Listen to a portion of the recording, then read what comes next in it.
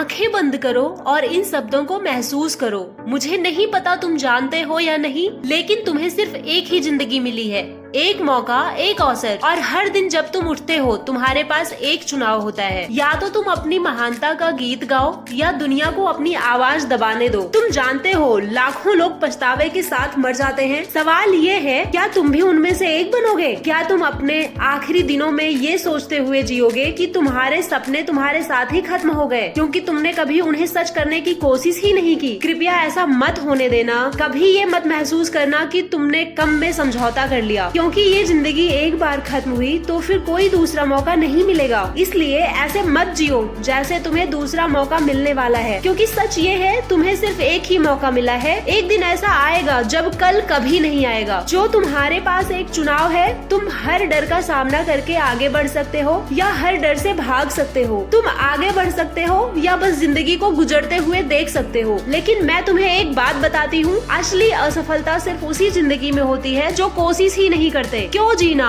अगर तुम खुद को जिंदा महसूस ही नहीं कर रहे? वो इंसान बनो जो उड़ने से नहीं डरता, क्योंकि आसमान ही उसकी सीमा है। हो सकता है तुम ये तय ना कर पाओ कि तुम्हारी मौत कैसे होगी, लेकिन ये पूरी तरह तुम्हारे हाथ में है कि तुम जीते कैसे हो। हार मत मानो जब तुम्हारे अंदर अभी भी बहुत कुछ देने की ताकत है। लाखों लोग कहते रहते हैं कल से, अगले साल, कभी ना कभी, और फिर अपने सपनों को अपने हाथ ही दफना देते हैं। अब और नहीं, कोई एक दिन नहीं, आज से शुरू करो। जोर से कहो, आज से शुरू करो, आज से शुरू करो, आज से शुरू करो। आज को अपना पहला दिन बनाओ। अगर तुमने ये फैसला ले लिया है तो तुम्हारी महानता की यात्रा अभी शुरू हुई है। तुम सिर्फ एक फैसले दूर हो एक नई शुरुआत से। अब मैं किसी ऐसे इंसान की कहानी सुनाने जा रही हूँ जो तुम्हारे रोंगटे खड़े कर देगी। वो कहता है, मेरी माँ कैंसर से लड़ रही थी और मैंने अपने हीरो को धीरे धीरे खत्म होते देखा। 5 अप्रैल को वो हमें छोड़ के चली गई। फिर मेरा एक्सीडेंट हुआ, मेरा एक्लिस टेंडन फट गया, सर्जरी हुई, इन्फेक्शन हुआ।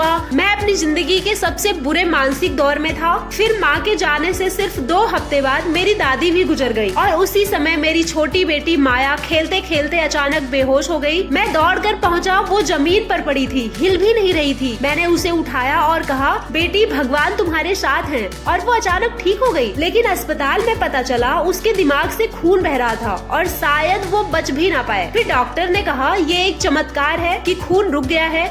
लेकिन फिर एक और बात सामने आई कि उसके दिमाग में एक छोटा सा ट्यूमर था। मैं टूट गया, गुस्से में था, समझ नहीं आ रहा था क्यों। तब डॉक्टर ने कहा जिस पत्थर ने उसे मारा वही एक गिफ्ट था। अगर वो हादसा नहीं होता तो हमें ये ट्यूमर कभी पता ही नहीं चलता। 1 साल बाद वो ट्यूमर पूरी तरह गायब हो गया। मैं तुम्हें ये बताना चाहती हूँ, तुम्हारी जिंदगी में भी ऐसे पत्थर आएंगे जो तुम्हें दर्द देंगे, समझ नहीं आएंगे, लेकिन याद रखना वही तुम्हारी सबसे बड़ी ताकत, सबसे बड़ा गिफ्ट बन सकते हैं। तो अपने दर्द को जज मत करो, उसे समझो, अपनाओ और उससे सीखो, क्योंकि वही दर्द तुम्हें तुम्हारी असली ताकत दिखाएगा। तुम सिर्फ एक फैसले दूर हो एक नई शुरुआत से, और एक कमिटमेंट दूर हो एक नई जिंदगी से। सब कुछ तुमसे शुरू होता है, तुमसे ही खत्म होता है। तो क्यों ना आज से ही शुरू करो।